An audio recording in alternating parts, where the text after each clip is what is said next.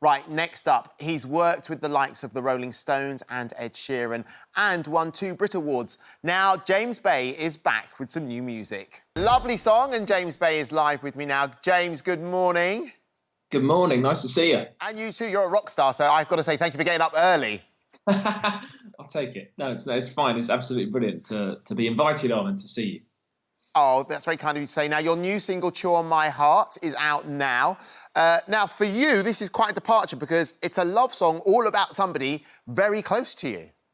Yeah, and I suppose, so I've been in my relationship with my girlfriend for 13 years, and it's a very private part of my life, really, and I sort of typically in the past have kept things quite private in that world, but it's been all this time, and it's such an important thing to me, and such a foundation in my life, my existence, and I sort of thought, I need to pay like tribute to it at the very least, kind of recognise it and show gratitude. And so it sort of revealed itself in a song. I almost didn't realise I was writing about it at the time, but here it is, and it kind of reflects a lot of the music on this next album as well. I was just sort of writing what felt emotional, what felt moving, because that's kind of the main thing I'm going for all the time when I'm writing. And yeah, I listened back after I'd written a lot of these songs, definitely Chew on My Heart, and I went, oh, wow, this is completely about me and my girlfriend and all our time together. Now, can I say her name? Are you happy for Lucy, me? Yeah. So, Lucy, are you kidding me, Lucy? This song is literally all about you. She must be over the moon. She's been like 13 years and now he writes a song for me. But she's my absolute kind of greatest critic, and she will always tell me the truth, which is really the most important thing.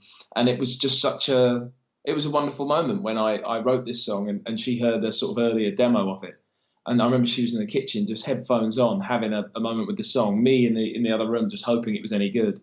And she was bopping around and loving it. And it was such a wonderful moment, yeah. But you say she's one of the people that made you actually get into music and take music really seriously as a career.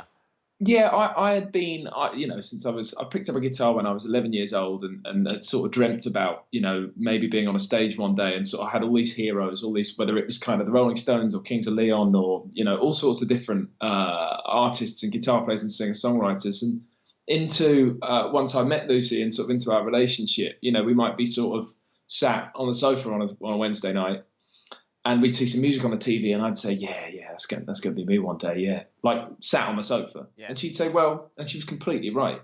She'd say, well, there's an open mic night going on down at the pub round the corner, and there's a bar down the street that do like an open mic night on a Thursday night. Shouldn't you be out there doing that if you're going to ever get anywhere near a big stage like the one we're looking at on TV? And I thought, you're absolutely right. So she really kind of gave me the drive, that extra bit that you absolutely need to get out there and try and prove yourself. Oh, we all love Lucy. She's a keeper. I mean, I know you've been together 13 years. She's definitely a keeper, definitely. Is she watching this right now? I don't think she is. She's not watching it right now. She sort of stays away. OK. Well, tell her to put it on the ITV Hub. All right, Lucy. Right, so you talked about sitting on the sofa on a Wednesday watching TV programmes that had stages. You've not been able to perform that much on stage, but last month, obviously recently, but last month you did do a fundraiser, didn't you? Yeah, for the Save Our Venues, the whole Save Our Venues campaign. It was sort of earlier on in the campaign, I guess. And I went to, here it is, lovely picture of the lovely O'Meara down in London Bridge, which is a brilliant, smaller venue. And smaller venues have been suffering massively. All venues have been suffering for not, having anybody in them. But smaller venues have been sort of dropping away. And I wanted to raise awareness for how important these places are as communities for artists, either in the early stages of their career. And everybody was able to stream it, stream the gig and watch from home. And it was completely bizarre in truth. And it was really, there was a sense of kind of connection, because I knew people were watching, but like they had to watch a room that they'd rather be in. They had to watch an empty room. And it was all just, we raised just over £4,000 on the night, and then people could carry on donating. Because it's obviously, to me and all musicians and all fans of live music, it's such an important cause. Absolutely. And you and your guitar, it's an image that we're all very familiar with. There's a wonderful story I read about you and the guitar that Bradley Cooper had in the film A Star Is Born, but you now own that guitar, is that correct? Yeah, I was, there it is, yeah. So there's two of this guitar. There's only two, apparently. Gibson Guitars, a brilliant guitar brand, historic. And I have a lovely relationship with them. And a few years ago, 2 or 3 years ago, I was in LA, I was writing, and they lent me this guitar a couple of times. I fell in love with it, and I said, hey, Gibson, this is beautiful. Can you tell me something about it? Can I buy it? Was my main question. And they had to do a bit of research and found out that they'd been commissioned to build these guitars, but they didn't know why. It was just for some film company, they said. This film wasn't out at all at the time. So they found out the film company wanted the other one. They could sell me this one, so they let me have it, which is very kind. And then I stayed in touch with them about it, and they only found out a couple years later that the production company were making a Bradley Cooper film, and it was the Star is Born movie, and these guitars were used in the film. So suddenly I now have one. Really cool. Now, very quickly, two more things I want to talk about very quickly.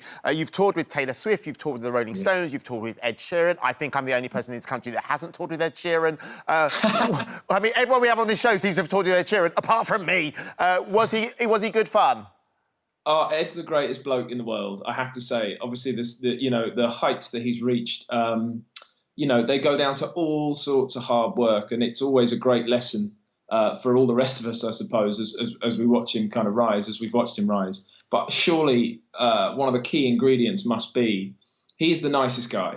Ed's very friendly. He's very accommodating. I mean, that must be one of the reasons why so many people have, been lucky enough to go and open up for him on tour, because he's fully tapped into all music, everything new, everything that's going on, and he's very keen to kind of bring people on board. I've known Ed for about 5 or 6 years. We've always kept in touch. He jumped up on stage with me at a show I did on a tour like 5 years ago. He just landed that morning from New York. He said, "Yeah, I'll just come from the airport. Let's play tonight," which was extremely cool. So what a nice yeah.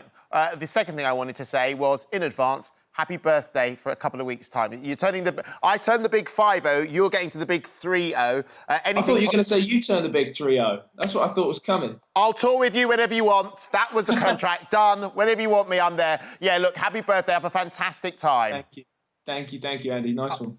James, thank you so much for coming. Don't forget, his new single, Chew on My Heart, is out now. Right. Don't forget, you can watch full episodes of Lorraine on the ITV Hub, and all the best clips, compilations and playlists right here on our channel.